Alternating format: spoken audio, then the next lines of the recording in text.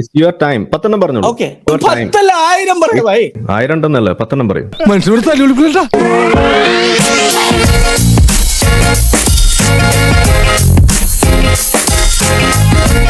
നവാസ് പറയൂ, വെൽക്കം. ഇപ്പൊ നിങ്ങൾ പറയുന്നത്, ഇപ്പൊ ഞാൻ നിങ്ങളോട് ചോദ്യം ചോദിക്കുന്നു, ചോദ്യം ചോദിക്കുന്നു. It's interchanging the views. Okay, നിങ്ങൾ ഈമാനിനെ കുറിച്ചോ ഇസ്ലാമിനെ കുറിച്ചോ ഇല്ല, ശരിയനെ കുറിച്ചോ മറ്റേ ഫ്രീ തിങ്കിങ് എന്ന് പറഞ്ഞ് നടക്കുന്ന തോന്നിയാസത്തെ കുറിച്ചോ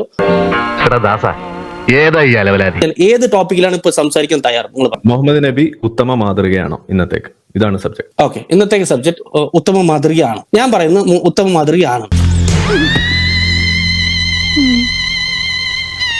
ഇതെന്തും മറിമായും എനിക്ക് ഭ്രാന്തായി പോയതാണ്, അത് നാട്ടുകാർക്ക് മൊത്തം ഭ്രാന്തായി. ഏത് പാരാമീറ്റേഴ്സിലാണ് നിങ്ങൾ മുഹമ്മദ് നബി ഉത്തമ മാതൃക അല്ല എന്ന് പറയുന്നത്? അതിന്റെ പാരാമീറ്റർ പറയും. സെക്സ് ആണോ? സെക്സ് ലൈഫ് ആണോ? നിന്റെ ആസനത്തിൽ നീ തന്നെ സുണ്ണാമ്പ് തേച്ചാ മതി. എന്റെ അടുത്ത് പറഞ്ഞു മുഹമ്മദ് നബി ഉത്തമ മാതൃകയാണ് എന്ന് ആദ്യം നിങ്ങൾ സ്ഥാപിക്കൂ, എന്നിട്ട് നിങ്ങൾ പറയും. സ്ഥാപിച്ചുകൊണ്ടാണ് ഇത്രയും ഫോളോവേഴ്സ് ഉള്ളത്.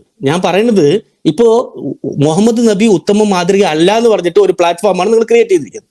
അപ്പൊ നിങ്ങൾ ഒരു പോയിന്റ് പറയൂ, അതിനുള്ള എന്റെ ആർഗ്യുമെന്റ് ഞാൻ എടുത്തു വെക്കാം. എന്താണ് മുഹമ്മദ് നബിന്റെ സെക്സ് ലൈഫ് ആണ് നിങ്ങളുടെ പ്രശ്നം? ശവത്തെ കുത്തരുത്. അപ്പൊ താൻ ആരാണെന്ന് സ്വയം ഒരു ബോധം ഉണ്ടല്ലോ. അതാണ് ആരിഫെ. മുഹമ്മദ് നബിയുടെ 10 പേഴ്സണാലിറ്റി ക്വാളിറ്റി, മാതൃകയാക്കാൻ പറ്റിയ 10 പേഴ്സണാലിറ്റി ക്വാളിറ്റി നിങ്ങൾ. First quality, he's a big leader. കള്ളനെ പോലത്തെ കാര്യം പറയൂ. ഒരു ലീഡർ എങ്ങനെ ഉണ്ടാകണം എന്നുള്ളതിന് ഒരു ചെറിയ എക്സാമ്പിൾ ആണ്. ലോകത്തിൽ ആരും കൊണ്ടുവരാത്ത ഒരു റെവല്യൂഷൻ കൊണ്ടുവന്ന ആള്. അപ്പോൾ മുഹമ്മദ് നബി നല്ല മികച്ച ലീഡർ തന്നെയാണ്, ഞാൻ സമ്മതിക്കുന്നു. ലീഡർ എന്ന് പറയുമ്പോൾ അതിനകത്ത് പ്രധാനമായിട്ട് ലീഡ് ചെയ്യുക എന്നുള്ള ആ ഒരു ഉദ്ദേശമാണല്ലോ നമ്മൾ അതിനകത്ത് പറയുന്നത്. അങ്ങനെ നോക്കുകയാണെന്നുണ്ടെങ്കിൽ സമാധാന അന്തരീക്ഷത്തിൽ കഴിഞ്ഞിരുന്ന ആ ഒരു ഖുറൈശി ജനത, ആ ജനതയുടെ ഇടയിൽ കുത്തിത്തിരിപ്പ് ഉണ്ടാക്കിയിട്ട് അതിൽ നിന്നും ഒരു സംഘത്തെ കൂട്ടി ഉണ്ടാക്കി അവിടെ നിന്ന് 13 വർഷക്കാലം കഷ്ടപ്പെട്ടിട്ടും അധികം ആളെയൊന്നും കിട്ടാതെ വന്നപ്പോൾ അപ്പുറത്ത് മദീനയിലേക്ക് പലായനം ചെയ്യുന്നത് ഉൾപ്പെടെ അതിനുശേഷം അവിടെ നിന്നും വലിയ തോതിലുള്ള കൊള്ളകൾക്ക് നേതൃത്വം ലീഡർഷിപ്പ് കൊടുത്തുകൊണ്ട് ഒരുപാട് ഗോത്രങ്ങളെ കൊള്ളയടിക്കാനെല്ലാം നേതൃത്വം കൊടുത്ത ഒരു മഹത് വ്യക്തിത്വം തന്നെയാണ് മുഹമ്മദ് നബി, ഒരു സംശയമില്ല. I agree that. അപ്പൊ അതാണല്ലേ കാര്യം. ഒരെണ്ണം നിങ്ങൾ how to be a honest man. ജനിച്ചതിൽ നിന്ന് അവസാനം വരെ കള്ളം പറയാത്ത ഒരു വ്യക്തി. അത് ഇന്നലെയല്ലേ സാർ, ഇന്ന് ചിലപ്പോ തീരുമാനം മാറിയാലോ. ഭഗവാന് വളരെയധികം ഓണസ്റ്റ് ആണെന്നാണ് പറയുന്നത്. മുഹമ്മദ് നബി അൽ അമീൻ എന്നാണ് പറഞ്ഞു വെക്കുക. ശരിയാണ്, ഞാനും അത് സമ്മതിക്കുന്നു. പ്രത്യേകിച്ച് ഈ ഓണസ്റ്റി ഏറ്റവും കൂടുതൽ കാണിച്ചിരിക്കുന്നത് ഈ ഹുദൈബിയ സന്ധി എന്ന് പറയുന്ന സാധനത്തിന് പരിപ്പുവടയുടെ വില പോലും കൊടുക്കാതെ അതിനെ കാറ്റിൽ പറത്തിയ ഒരു ഒന്നാന്തരം മഹാനാണ് നമ്മളുടെ മുഹമ്മദ് നബി. അതിന്റെ ഏറ്റവും മികച്ച ഉദാഹരണം തന്നെയാണ് ഓണസ്റ്റിയുടെ. ഇനി വേറെ ഓണസ്റ്റിയൊക്കെ വേണമെങ്കിൽ നമുക്ക് വേറെ പറയാം. അപ്പോൾ അത് ഞാൻ സമ്മതിക്കുന്നു, മികച്ച ഓണസ്റ്റി തന്നെയാണ്. ആ ഒരു എന്താ പറയാ, കത്ത് കയ്യിൽ ചുരുട്ടി കൊടുത്തയച്ചിട്ട് പോലും ആ സാധനത്തിനെ കാറ്റിൽ പറത്താൻ വേണ്ടിയിട്ട് കാണിച്ച ആ സത്യസന്ധത, അത് നമ്മൾ മറക്കാൻ പാടില്ല. ചെറിയ വട കൊടുത്ത് വലിയ വട വാങ്ങിച്ചു. Okay, how to be a good businessman, successful businessman. എങ്ങനെ ഒരു നല്ല ലീഡർ ആകാം, എങ്ങനെ ഒരു നല്ല ബ്രദർ ആകാം. ഓക്കെ, എഴുതി. അതെ, താൻ പറയുന്ന ഈ പുളുകേട്ട് കാത്തിരിക്കാൻ തന്നെ പോലെ എന്റെ അപ്സ്റ്റെയർ വേക്കന്റ് അല്ല. ഇനി ബിസിനസ് മാൻ, അത് ഞാൻ സമ്മതിക്കുന്നു. അതായത് സ്വതന്ത്ര സ്ത്രീകൾ, സ്വതന്ത്ര പുരുഷന്മാരൊക്കെ ജീവിക്കുന്ന ഗോത്രങ്ങളെ പാതിരാത്രിക്ക് നേരം വെളുക്കുന്നതിന് മുന്നേ കൊള്ളയടിച്ചിട്ട് അതിനകത്ത് സ്വതന്ത്രരായിട്ട് ജീവിക്കുന്ന ആളുകളെ പിടിച്ച് അവരെ അടിമകളാക്കി, അടിമകളെ കൊണ്ടുപോയി അടിമച്ചന്തയിൽ കൊണ്ടുപോയി വിറ്റിരുന്ന നല്ല ഒന്നാന്തരം അറേബ്യൻ അംബാനി ആയിരുന്നു മുഹമ്മദ് നബി. ഞാൻ സമ്മതിച്ചു, ബിസിനസ് മാൻ. ഒരാവേശത്തിലെടുത്ത് ചാടി വേണ്ടായിരുന്നു അല്ലേ? ഓക്കെ, എത്ര ആയി ഇപ്പൊ പോയിന്റ്? 3 നാലാമത്തത്, how to be a good and final profit. അതിന്റെ ഫുൾ ഡീറ്റെയിൽസ് പോലീസ് സ്റ്റേഷനിലുണ്ട്, സർക്കിളിൽ. ഫൈനൽ പ്രോഫിറ്റ് അത് നമ്മൾ എടുത്തു പറയേണ്ട കാര്യമാണ്. അതായത് അന്ത്യപ്രവാചകനാകാൻ എന്തുകൊണ്ടും ക്വാളിഫൈഡ് ആയിട്ടുള്ള ആളാണ് നമ്മുടെ പ്രവാചകൻ എന്ന് പറയുന്നത്. കാരണം എന്താന്ന് പറഞ്ഞു കഴിഞ്ഞാൽ നമുക്കറിയാം, ഇപ്പോൾ ഒരുപാട് ഉദാഹരണങ്ങൾ നമുക്ക് എടുക്കാം. പക്ഷെ തൽക്കാലം നമ്മൾ അടിമത്തം മാത്രം നമ്മളൊന്ന് എടുക്കുക.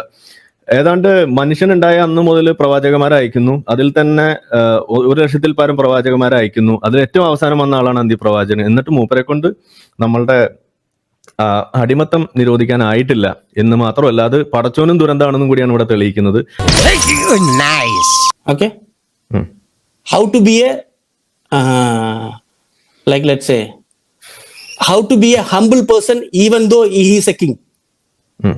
ഹമ്പിൾ ആണ് ആസ് എ കിങ് എന്നാണ് പറയുന്നത്. വളരെ ഹമ്പിൾ ആണ്. പ്രത്യേകിച്ച് ഇപ്പോ തന്നെ വിമർശിച്ചു എന്നതിന്റെ പേരിൽ ഇപ്പൊ എന്നെയൊക്കെ പല ആളുകൾ ട്രോളാറുണ്ട്, പല ആളുകളും ചെയ്യാറുണ്ട്. നമ്മളൊന്നും ആരെയും കൊല്ലാൻ വേണ്ടിയിട്ട് ആളെ വിട്ടിട്ടില്ല. പക്ഷെ ഇപ്പോ ഒരുപാട് ആളെ വിട്ട് കൊല്ലിച്ചിട്ടുള്ള ആളാണ്. ഹമ്പിൾ ആയതുകൊണ്ടാണ് കേട്ടോ, അതുകൊണ്ടാണ് നേരിട്ട് പോയി കൊല്ലാഞ്ഞത്, കൊട്ടേഷൻ കൊടുക്കുകയും ചെയ്തിട്ടുള്ളത്. അതിൽ ഏറ്റവും എടുത്ത് പറയേണ്ട ആളാണ് കഅബ് ബിൻ അഷ്റഫിന്റെ കഥ. നമ്മൾ പറയാറുണ്ട്, ആ മോനെ തലയൊന്നും ഇങ്ങോട്ട് കുനിച്ച എന്റെ തലയിൽ നല്ല വാസന തൈലുണ്ടല്ലോ, ഒന്ന് മണത്തോക്കട്ടെ എന്ന് പറഞ്ഞ് തല കുനിപ്പിച്ചിട്ട് തല വെട്ടിയെടുത്ത് കൊണ്ടുവന്നു. ഫുട്ബോൾ പോലെ വെട്ടിയെടുക്കുന്നൊക്കെ പറഞ്ഞ കഥ വേറെയും പറഞ്ഞു കേട്ടിട്ടുണ്ട്. എന്തായാലും അതാണ് സാധനം. അത്രയ്ക്ക് ഹമ്പിളാണ്. നേരെ ചെയ്യില്ല, നേരെ കൊല്ലില്ല, ആളെ വിട്ട് കൊട്ടേഷൻ കൊടുത്ത് കൊല്ലും. എന്തിനാണ് ആളുകളെ കൊണ്ട് ഇങ്ങനെ പറയിപ്പിക്കണേ? ഓക്കെ, എത്രയായി? 5. വേറെ എന്താണ് പറയാ?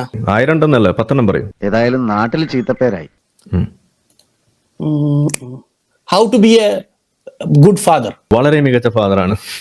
അത് ഞാൻ സമ്മതിക്കുന്നു. കാരണം എന്താന്ന് പറഞ്ഞു കഴിഞ്ഞാൽ ഇപ്പൊ നമ്മളുടെ ഫാത്തിമയുടെ കാര്യം വന്നപ്പോ, അതായത് സ്വന്തം ഇച്ഛപ്രകാരം പിഡോഫിലിക്ക് ആണെങ്കിൽ പോലും ആയിഷയെ കെട്ടേണ്ട നേരത്ത് ഇങ്ങനെ പട്ടിൽ പൊതിഞ്ഞ് ഇങ്ങനെ സ്വപ്നം കാണിച്ചു എന്നൊക്കെ പടച്ചോൻ പിഡോഫിലിക്ക് വേണ്ടിയിട്ട് കളമൊരുക്കിയപ്പോ താൻ 53 വയസ്സുകാരനാണെങ്കിൽ പോലും അതിനുവേണ്ടി ചാടിയും പിടിക്കുകയും ഉമറിനെ കഷ്ടപ്പെടുത്തി വലിയ തോതിൽ അവിടെ കോഴ്സ് ചെയ്തിട്ട് ആ ആയിഷയെ 6-ാം വയസ്സിൽ കെട്ടി 9-ാം വയസ്സിൽ വരെ കാത്തിരിക്കേണ്ടി വന്ന ആ ഇടവേളയിൽ അവിടെ മറ്റേ തൊടയിൽ വെച്ചിട്ട് പരിപാടിയൊക്കെ നടത്തിയെങ്കിലും ഒക്കെ ചെയ്തിട്ടുണ്ടെങ്കിലും സ്വന്തം മോളെ ഫാത്തിമയെ കല്യാണം കഴിക്കാൻ വേണ്ടിയിട്ട് ഉമറും അബൂബക്കറും വന്നപ്പോ അത് പറ്റൂല, അവള് വളരെ യങ് ആണ് എന്ന് പറഞ്ഞു നിന്ന് അതിന് ഫൈറ്റ് ചെയ്ത ഒരു വ്യക്തിയാണ് നമ്മളുടെ പിഡോഫിലിക് ആയിട്ടുള്ള മുഹമ്മദ് നബി. അത് നല്ലൊരു മികച്ച പിഡോഫിലിക് ആയിട്ടുള്ള ഫാദറാണെന്ന് മാത്രം, പക്ഷെ നല്ല അടിപൊളി ഫാദറാണ്. മൊത്തം കുഴപ്പമില്ല. 6 7ാമത്തെ ലീഡർ പറഞ്ഞു, ഫാദർ പറഞ്ഞു. 7. 1000 ഉണ്ടെന്നല്ല, 10 പറയും. 3 കൂടി പറഞ്ഞാൽ മതി. പെട്ടെന്ന് ചോദിച്ചാൽ എടുത്തു വെക്കാൻ പറയല്ലേ. ഇപ്പൊ ഞാൻ ചോദിക്കട്ടെ, പ്രവാചകൻ മഹാനവരെ കുറിച്ചാ പറഞ്ഞത്. ബാക്കി 3 പറയും. സമയങ്ങളല്ലേ. ഓക്കെ, മനുഷ്യനെ നാണം കെടുത്താൻ. ഫൈൻ, നിക്ക് തിങ്ക് ചെയ്യാൻ സമയം തരി. അപ്പൊ ഇത് ഇന്നലെ പറഞ്ഞല്ലേ, ഇപ്പോഴും സമയം കിട്ടിയില്ലേ? കിട്ടി. പറയട്ടെ. പറയുന്ന മുമ്പ് എന്തിനാണ് എടുത്തു ചാടുന്നത്? നിങ്ങൾ ബോച്ചക്കറ്റിൽ പഠിക്കണല്ലോ, ബീറ്റിംഗ് അറൌണ്ട് ദ ബുഷ്. പറയൂ. Okay, how to be a peacemaker. കണ്ടാലും തോന്നും.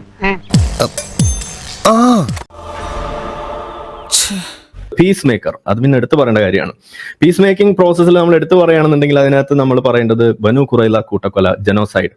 അതില് അവിടെ പിടിക്കപ്പെട്ട ആളുകൾ എങ്ങനെ സമാധാനം ഉറപ്പിക്കും? ഇതൊന്നും അവസാനിപ്പിക്കണമല്ലോ, കുറച്ച് ആളുകളെയും കൂടി കൊല്ലാൻ ബാക്കിയുണ്ട് എന്ന് വരുന്ന സമയത്ത് ആ പിടിക്കപ്പെട്ടത് കുട്ടികളാണോ മുതിർന്നവരാണോ എന്നിങ്ങനെ ശങ്കിച്ചു നിൽക്കുന്ന ഒരു സമയം വന്നപ്പോൾ വളരെ മികച്ച ഒരു ടെക്നോളജി ഉപയോഗിച്ചുകൊണ്ട് മുണ്ട് പൊക്കി നോക്കിയിട്ട് അതിനകത്ത് മയിര് മുളയ്ക്കാത്ത ആളുകളെ വെറുതെ വിടുകയും മുളച്ച ആളുകളെ തലവെട്ടി കൊല്ലുകയും ചെയ്തുകൊണ്ട് സമാധാനം ഉറപ്പാക്കിയിട്ടുള്ള ഒരു മികച്ച പ്രവാചകനാണ് നമ്മളുടെ സല്ലല്ലാഹു അലൈഹി വസല്ലം. ഈ വീട്ടിൽ കിടന്ന് മരിക്കാനേ എന്റെ വിധി. ഓക്കെ, എത്ര? 8 7. 7 ഇനി 2 കൂടി. 2 ഇനി 3 വേണ്ട. അപ്പൊ 3 പറഞ്ഞോ. സോറി.